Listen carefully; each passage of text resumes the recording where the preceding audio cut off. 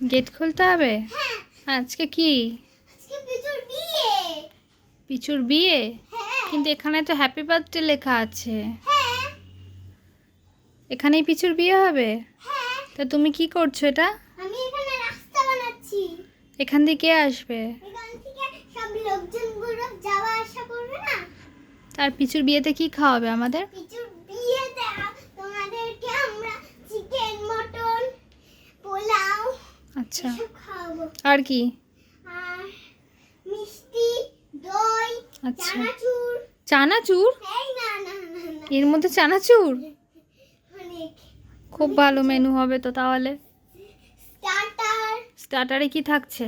স্টার্টারে chicken pakora, হুম, ফুচকা, আচ্ছা, তারপরে স্টার্টারে আবার একটা কিছু, চিকেন পকোড়া আর ফুচকা।